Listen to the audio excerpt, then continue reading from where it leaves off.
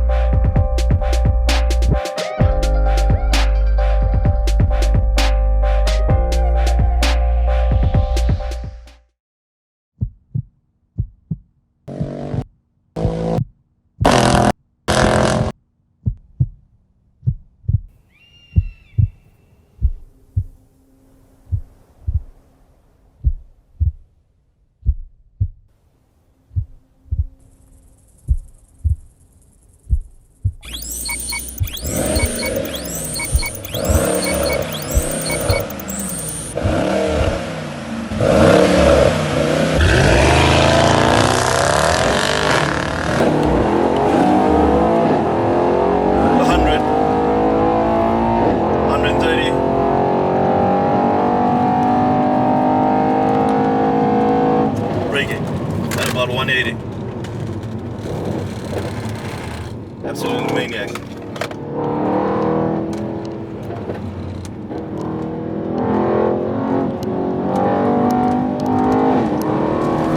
This car's better driving with the manual mode. Gotta love the blips. There's a great improvement on this model from the previous one, from a comfort point of view. Even on the track, it hugs you so much firmer, so much better. The steering is nicely weighted, especially when you're doing race mode. It's good.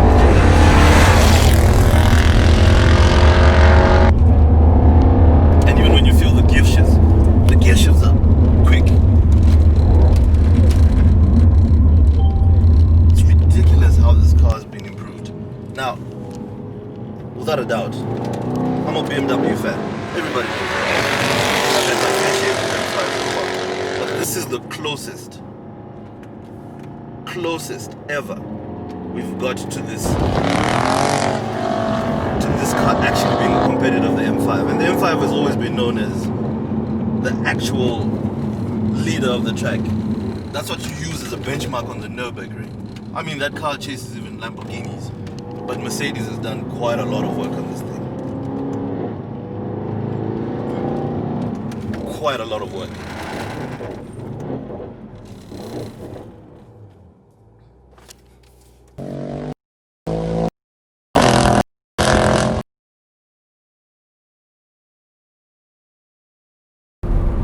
So wow. Hella quick. They're claiming 0 to 63.1. That's supercar territory. I don't know what to say, but I know, right? Especially for an E-Class. Yeah, no, of course. For a four-door saloon, pretty much. So, let's start off comfort. Yeah. The problem with a sports car, naturally, suspension.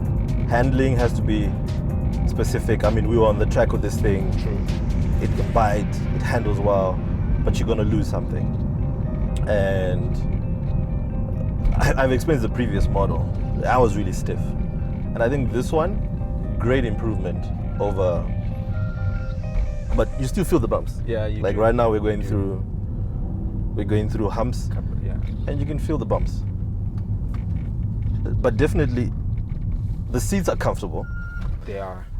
You touched about the bucket seats. Yes. And I agree with you 100%. Yes. For a car like this, don't get bucket seats. No. They look nice and everything, but they're not going to be comfortable. Not at all. Right? Not at all. And you want a bit of that comfort because, my goodness, see. Yeah. That. Yeah. That. Yeah. That when it's complemented with the comfort. Yeah, definitely. But as a family car, in comfort, you still get the roar, right? And it's more relaxed driving. You got 9-speed on the gearbox. True. So that should kind of help your fuel consumption a bit, you know. Kinda. But kinda. I mean, like, what do you think is gonna happen when you have a car like this? And your fuel consumption is not going to be pretty. No, it's not. It's not. It's not at all. But you'll enjoy the drive for sure. Yeah. For sure. Steering feels good, right? Yeah. It's nice and proper. It's got good weight. It does. Braking. Oh, we're going to talk about brakes. Yeah. The discs are big. They're probably like, what, 17-inch discs. You think so? Perforated, yeah. They're huge. They're huge. This is a lovely car. This is, like we were talking about earlier, the hiding in plain sight. This is just incredible. No, yeah, This hiding is in just plain sight is. incredible. The performance. This is a jet on wheels. But, you know. In a luxury body. So, my natural disclaimer is that I'm not a Mercedes fan. Really? A lot of people know that. No, I'm not a Mercedes fan. No. No, I kid you not. Like, No way. there are enough Mercedes cars in Zim for me to get sick of it. I think we've just passed 4 of them. Okay. Just now. Okay. Noted. But I'll tell you this for a fact. I have absolutely no qualms with AMG. No qualms with how you AMG. did that. Like we've got a very good relationship with AMG. I like how you did that. Yeah. So, okay, the one conversation no one ever wants to have, the BMW over this one. The M5 over this. Over the E63. This is an improvement on all the other AMGs. BMW always, without a doubt, without a fact, always were a better car. But I admit, this is an absolute improvement and definitely the closest you can ever get to it actually being, you know, close to an M5 or just as good as an M5. I won't lie to you. It's proper. It's actually comfortable. Yeah, no, it is. It's actually comfortable. And we've got very bad roads. Let's not lie to each other about that. Very bad roads. But let's talk about what things a consumer will need to look at. I mean, if you're in an E200, okay, and you happen to find an extra cash and you want to buy this car, what does the consumers need to look out for? I mean, practicality.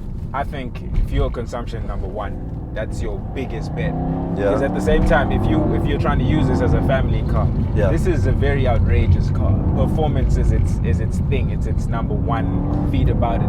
So if you're gonna have it as a family car, I might say, you know what, maybe don't have the kids come in the car with you. But if you're gonna buy this car, fuel isn't really gonna be an issue. Let's be honest. True. Okay. It shouldn't be a conversation. True. The things that I've personally noticed, obviously, space in the back. It's a saloon car. Yeah. But because of the transmission, it looks a bit squashed. True. But I mean, if you got kids, you're fine. Yeah. Adults, 5 at the back. Yeah. Long distance, you're gonna have guys complaining eventually. Yeah. True.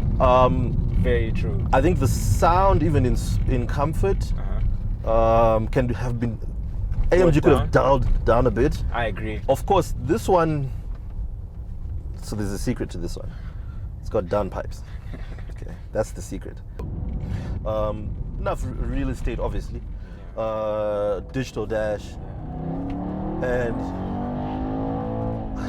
look, you can't get enough of that. And that's in comfort. Yeah, of course. And that's in. But that's what I'm saying. You need to dial it down a bit. Yeah. Like in comfort, you need to dial it down a bit. What was I going to touch on? Oddly enough, remember the Range Rover? This actually has enough space. Yeah, to put your water in. Yeah. Your cup holders, yeah. Yeah. And you've got 2 over here. Got that the high res, as well. high res is good. Yeah. It's nice and proper. Functionality is pretty easy. True. Okay. It's all done, yeah. Sunroof, panoramic. This is the one thing that Mercedes is very good at. Panoramic sunroof. It's got a big size boot. There we go. And the seats fold down too. Oh yeah, they do that. I was looking at the new E63. Not a lot has changed interior-wise. Yeah. Okay. They've just got the new steering wheel. True. But I'm not a fan of the lights at the back, especially. Okay. And it's now all uniform. Like your C, your E is going to look the same like your S. True. Right? There's no distinction. Here you have the distinction from the lights because you have the 2-stroke lights. True. The S had the 3, the C had the 1. That made sense. Yeah. Okay? That made a lot of sense. And grille, how do you feel about that? The grille looks nice. It's big. It's bold. It speaks to you. Okay. But I know for a fact, like I said, AMG will come and fix that mess. They always fix that mess. Are you hating on Mercedes? I'm not hating on Mercedes. Look, I'm being factual. It's good to have a disclaimer. True. And my comments are not really going to stop anyone from buying Mercedes. True. They're actually going to strengthen because this is a very good car, and it's surprising that you don't see a lot of E-classes. Let's not talk about AMG. E-classes with this type of interior. It's a step up. Very true. Very big step up. It's exquisite in terms of from the previous model, and a lot of comfort creatures, ease of use on the car. Yeah. So, but here's the thing: how much do you think this car would cost? Brand new. Probably upwards of 150. Go up a bit. 175. Go up a bit. 200. Wow. Starting at. Okay. Is this starting at? Is this a $200,000 car? Yeah. Hey, personally, I don't think so. Would you be okay in a E350 CDI, the diesel? I see where you're going at. Yeah. You see where this is going? I see where it's going. Yeah, that's quick. That's definitely quick. That was a close one. That was a tight gap. No, that was a tight gap. That's how quick it is. Yeah. So, another interesting option this car has, it can read your speed limit. So it's already told us that we're in a 60k zone. Yeah. And I'm saying that these are the options that are there on the standard. And actually, this car as well, you can drive this autonomously. Oh yeah. So a couple of touches on the steering here and there, but it can go. I think it can, they haven't done enough tests on it to really get it to maybe at the level where Tesla is, because Tesla is doing well with this. Oh yeah, Tesla's doing really good. It's amazing, but still, that feature is in the vehicle. So when you come to roads like Newlands where it's really bumpy and all, this is when you feel the suspension letting you down. But 200 plus, I would.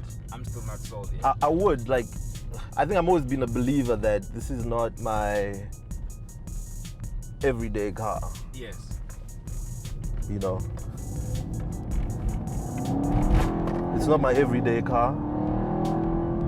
My everyday car is going to be a Land Cruiser that does all this nonsense, and then this is your weekend car. This is you wanting to have fun. Yeah, right? This is you wanting to have a good time on the weekend and looking at your investment and saying, you know, was it worth it? Yes, it was.